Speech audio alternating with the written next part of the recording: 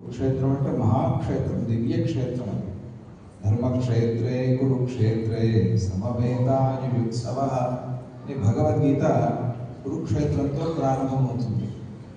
అది ఆ కథ చెప్పాల్సిన పని లేదు, కానీ అది గుర్తు చేసి మనకి ఆ భగవద్గీతని ప్రారంభించి చెప్పారు. అంటే ఆ కురుక్షేత్ర స్మరణ చేసుకుని భగవద్గీత పారాయణ చేస్తే ఎక్కడున్నా సరే, మనం కురుక్షేత్రం అనే కాదు, ఏ క్షేత్రంలో ఉండి భగవద్గీత పారాయణ చేసినా కూడా కురుక్షేత్రంలో ఉండి చేసిన పుణ్యం మనకు వస్తుంది. అందుకనే వ్యాసమట్ల ప్రారంభం చేశారు.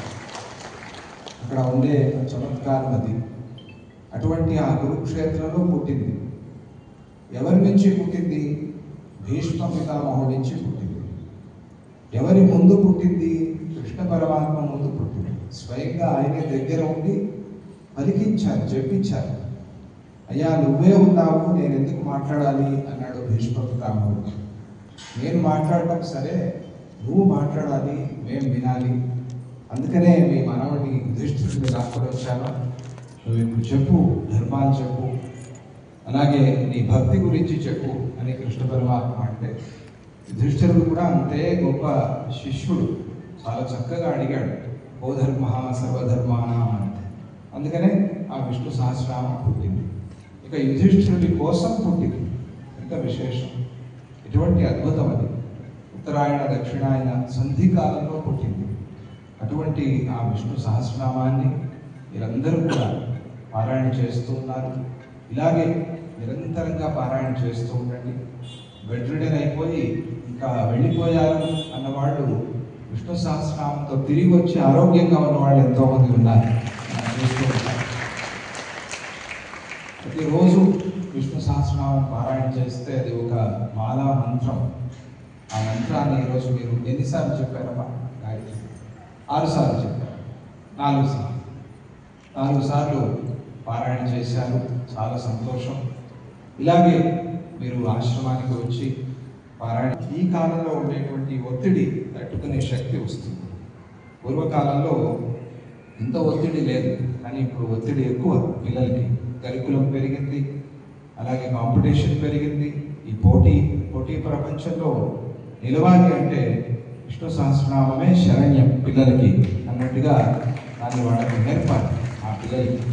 ఎందుకంటే యుద్ధం మధ్యలో ఆయన ఎక్కడో తీసుకెళ్ళి హాస్పిటల్లో పడుకోబెట్టలేదు కదా.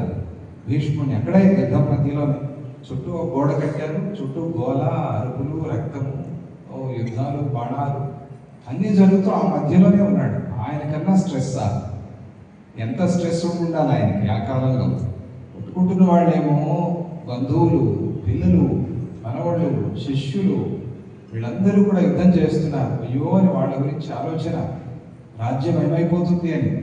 ఒకవేళ పాండవులకే బాణాలు తగిలి వాళ్ళే చనిపోతారేమో అని అది ఒక భయం మనస్సు. ఇవన్నీ ఉన్నాయి భీష్మ పితామహుడికి. ఉరికే లేడు ఆయన. మరి వీటన్నిటిని ఎట్లా తట్టుకున్నాడు అని అంటే, ఇదిగో ఈ విష్ణు సహస్రనామాన్ని మనస్సులో చెప్పుకోబట్టే అవన్నీ కూడా తట్టుకున్నాడు. మరి మనకు అది సహాయం చేయదా? ఖచ్చితంగా చేసి తీరుతుంది. అటువంటి ఆ విష్ణు సహస్రనామాన్ని విశ్వాస గ్రూప్ అని చాలా బాగుంది. భగవంతుడు లేడు. భగవంతుడు ఎక్కడున్నాడు? భక్తి ఉన్న చోట ఉన్నాడు. భక్తి ఉన్న చోట ఎక్కడ లేడు భగవంతుడు?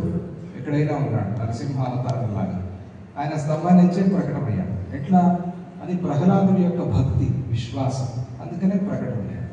భక్తి ఉండే చోట భగవంతుడు ఉంటాడు. అందుకనే విశ్వాసంతోనే భక్తి వస్తుంది. నమ్మకం, ముందు నమ్మాలి కదా. ఉన్నాడు అని నమ్మితేనే కదా భక్తి వచ్చేది. నమ్మకమే లేకపోతే భక్తి ఎక్కడి నుంచి వస్తుంది? ఉన్నాడు తర్వాత ఎలా ఉన్నాడు, ఏం చేస్తున్నాడు అనేవన్నీ తర్వాత వస్తాయి. అందుకనే అసలు ముందు ఉన్నాడు భగవంతుడు అనేది నమ్మకం, దాంతో ప్రారంభమవుతుంది. అస్తి. నాస్తికులు దేవుడు లేడు అని ఎక్కువగా వాళ్ళే దేవుడి స్మరణ చేస్తూ ఉంటారు. నాస్తికులు వాళ్ళు చెప్పే లేడు అనే మాటలోనే భగవంతుడు ఉన్నాడు. ఎంత విచిత్రమో అని తెలియదు మాకు. వాళ్ళేమంటున్నారు? భగవంతుడు లేడు. లేని వాడి గురించి ఎవరైనా చెప్తారా? ఇప్పుడు ఎవరో దారిలో పోతుంటే పిలిచి ఏమండి నా దగ్గర ₹1 లేవండి అని ఎవరైనా చెప్తారా? చెప్పరు కదా. లేవు అంతే. లేనిది ఎవరు చెప్పుకోరు. ఎవరైనా పిలిచి ఏమంటే నా దగ్గర డాక్టర్ సర్టిఫికెట్ లేదండి, నేను ఎంబీబీఎస్ చేయలేదండి, నేను డాక్టర్ కాదండి, ఎవరు చెప్పరు. లేనిది లేదు అంతే. కానీ నాస్తికులు భగవంతుడు లేడు, భగవంతుడు లేడు, భగవంతుడు లేడు అనే మాటలోనే భగవంతుడు ఉన్నాడు. అది వాళ్ళకి తెలియదు. పాపం ఏం చేస్తాం? లేకపోతే ఎందుకు చెప్తారు? వదిలేసేది. లేడు కదా, లేని వాడి గురించి ఎందుకు గోల? లేనిది ఎప్పుడు చెప్పం లోకంలో. వాడు అలా భగవంతుడి స్మరణ చేస్తూ ఉన్నారేమో, భగవంతుడు వాళ్ళతో అట్లా చేయించుకుని రాబోయే జన్మల్లో వాళ్ళని భక్తులుగా పుట్టించాలి అని ఆయన సంకల్పం ఉందేమో ఆస్తికుల్ని. అందరినీ ఉద్ధరించడమే ఆయన పని. అందువల్ల విశ్వాసం ఉన్నాడు అనేటువంటి విశ్వాసం, ఆ విశ్వాసంతో మనం భక్తిని పెంచుకుని ఇటువంటి స్తోత్రాలు పారాయణ చేసినప్పుడు దానికి అనంతమైన ఫలం ఉంటుంది. అందులోనూ ఇవి మహామంత్రాలు, మహాయోగులు, సాధన పురుషులు, మహాసిద్ధులు చెప్పినటువంటి స్తోత్రాలు ఇవన్నీ కూడా. ఇటువంటివి మనం చెప్పినప్పుడు అది సిద్ధితో పాటుగా మనకి వస్తుంది. మనం ప్రత్యేకంగా ఏం చేయాల్సిన పనులు. మనం కూర్చుని ఒక స్తోత్రం రాసి పారాయణ చేస్తే ఎప్పుడో 100 ఏళ్ళు 200 ఏళ్ళకో ఫలం ఇస్తుంది. ఎందుకు అంటే ఆ సిద్ధి అందులో కలవాలి కదా. సిద్ధి కలిస్తే మనకి సిద్ధి వస్తుంది. ఆ యోగ పురుషులు ఆ సిద్ధితో పాటుగా మనకు అందించారు.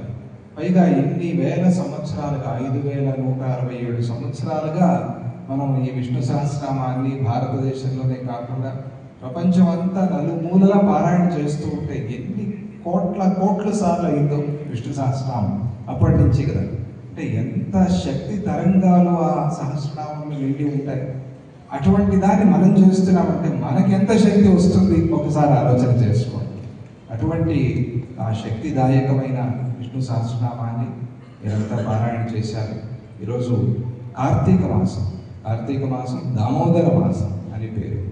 కార్తీకంలో శివకేశవులు ఇద్దరు కూడా ఆరాధింపబడతారు. అమ్మవారికి కూడా విశేషంగా ఆరాధన జరుగుతుంది. సరే, కృత్తికా నక్షత్రం ప్రధానం కాబట్టి కార్తికేయ స్వామి, సుబ్రహ్మణ్య స్వామికి కూడా విశేషంగా అర్చన జరుగుతుంది. సరే, గణపతి లేకుండా ఎలాగో వీళ్ళెవరికి పూజ లేదు కాబట్టి ఆయనకు కూడా ప్రతిరోజు అర్చన జరుగుతుంది. వీరందరూ ఉంటే ఇక సూర్యనారాయణ స్వామి రాకుండా ఉంటాడు, ప్రతిరోజు వచ్చేవాడు ఆయన కూడా ఉంటాడు. ఇలా పంచాయతన దేవతలు, సుబ్రహ్మణ్య స్వామి కూడా విశేషంగా ఆరాధింపబడేటువంటి మాసం కార్తీక మాసం. దీప ప్రధానమైన మాసం. దీపం అంటే వెలుగు, వెలుగు అంటే జ్ఞానం. అలాగే మన ఇంట్లో ఉండే చీకటి కష్టాలు అన్నీ కూడా చీకటికి సంకేతం. అవన్నీ పరిహారం అయిపోయి ఇళ్లలో మనస్సులో కూడా దీపం వెలగాలి అని చెప్పి ఈరోజు నుంచి దీప పూజ ప్రారంభం చేస్తాం. ఇక్కడ హైదరాబాద్లో దీపోత్సవాన్ని కూడా జరుగుతారు విశేషంగా. పూజ అప్పాజీ వారు కూడా వస్తారు, ఈసారి వస్తారు, 5వ తారీఖు వస్తున్నారు. దీపోత్సవం చాలా విశేషంగా మనం జరుపుకుంటాం. అందులోనూ కార్తీక దీపం అని నిన్న ఆకాశ దీపం కూడా పెట్టారు ధ్వజస్తంభంలో. అలా ఈ కార్తీక మాసం అంతా కూడా దీప ప్రధానమైన మాసం. వెలుగులతో నిండి ఉండేటువంటి మాసం. అక్కడ అరుణగిరీశ్వర స్వామి, అరుణాచలేశ్వర స్వామి ఆయన గిరి ప్రదక్షిణ చేస్తారు. అందరూ కూడా కార్తీక మాసంలో విశేషంగా జ్యోతి దర్శనం చేస్తారు. కార్తీక మాసం అక్కడ చాలా ముఖ్యం. అగ్ని ప్రధానమైన మాసం ఈ కార్తీక మాసం. అగ్నితో సంపద, శ్రీ వస్తుంది. అందువల్ల ఈరోజు మహారుద్ర హోమం కూడా సంకల్పం చేశారు. ఇప్పటి వరకు విష్ణు సహస్రనామం, విష్ణుమూర్తిని మహావిష్ణువుని కీర్తించారు. ఇక రుద్ర సంబంధమైన మంత్రాలు ఇప్పుడు అక్కడ చదువుతారు. వాటిని మీరు శ్రద్ధగా వినండి. వింటూ శివాయ రుద్రాయ నమః మంత్రం ఉంది కదా, ఆ మంత్రం చెప్పుకోండి మనస్సులో. అలాగే హరి ఓం నమః శివాయ మంత్రం ఉంది, ఆ మంత్రాన్ని కూడా మనసులో చెప్పుకోండి. హరి ఓం నమః శివాయ, శివకేశవుల అభేదాన్ని చెప్పేటువంటి మంత్రం. హరి ఓం నమః శివాయ మంత్రాన్ని కూడా చెప్పుకోండి. లలితా సహస్రనామం అనుకున్నారు, మీరు మనస్సులోనే లలితా సహస్రనామం చెప్పుకోండి. కనకధార స్తోత్రం కూడా పారాయణ చేశారు. ఆ రుద్ర మంత్రాలు చెవిలో పట్టడం చాలా మంచిది. రుద్రగణాలు, వేలాది రుద్రగణాలు, కోట్లాది రుద్రగణాలు, ఆ రుద్రదేవతలందరూ కూడా సమస్త విఘ్నాలు పరిహారం చేసి, కష్టాలు పరిహారం చేసి, ప్రకృతికి, వాతావరణానికి, అలాగే మన లోపల ఉండేటువంటి ప్రకృతికి కూడా మంచి చేసేటువంటి రుద్రదేవతలు.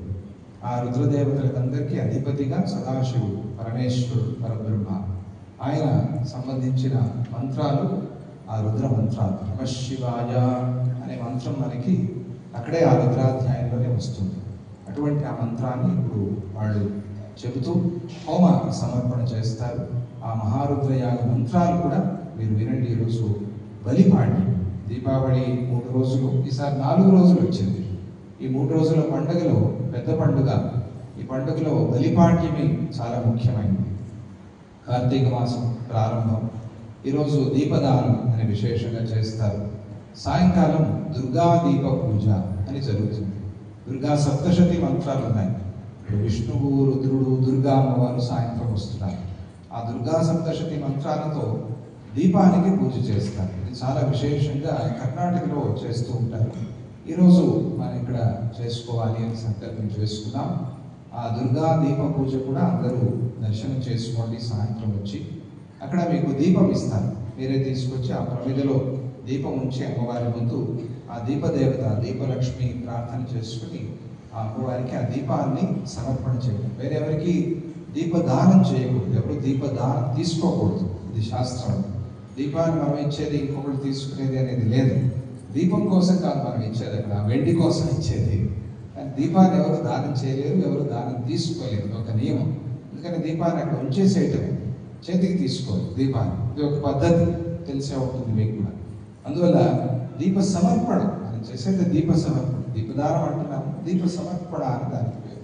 అక్కడ అమ్మవారికి మనం దీపం సమర్పణ చేయవచ్చు. అమ్మవారే మహాదీపం కాబట్టి అమ్మవారికి ఆ దీపాన్ని సమర్పణ చేస్తాం. అక్కడ అమ్మవారి ముందు ఆ దీపాన్ని ఉంచి మీరు అర్చన చేసుకుని ఆ దీపలక్ష్మి స్తోత్రం చెప్పి అమ్మవారిని ప్రార్థన చేసుకోండి. సాయంత్రం దుర్గా దీప పూజ అందరూ కూడా దర్శనం చేయండి. ఆ మహారుద్ర యాగం మంత్రాలు ఇప్పుడు చెవులు వేసుకోండి, శ్రద్ధగా వినండి. ఏమైనా మనస్సులో కోరికలు ఉంటే అవన్నీ ప్రార్థన చేసుకోండి. ఏమైనా కష్టాలు ఉంటే చెప్పుకోండి, అవన్నీ పరిహారం కావాలి. శ్రద్ధగా ఆ మంత్రాలు వింటూ అందరూ కూడా ఆ మంత్రాన్ని, శివాయ రుద్రాయ నమః మంత్రాన్ని, లేదా మీకు గురువులు ఉపదేశం చేసిన మంత్రం ఏదైనా ఉంటే ఆ మంత్రాన్ని కూడా మీరు చెప్పుకుంటూ ఆ రుద్రహోమ మంత్రాలు వినండి. హోమం అయిన తర్వాత మీకు సమిధ ఇస్తారు. ఆ సమిధ తీసుకెళ్ళి అక్కడ ఆ హోమకుండలో మీరు సమర్పణ చేసుకోవచ్చు. జై గురుదత్త, శ్రీ గురుదత్త. జై గురు సద్గురునాథ మహారాజ్ కీ.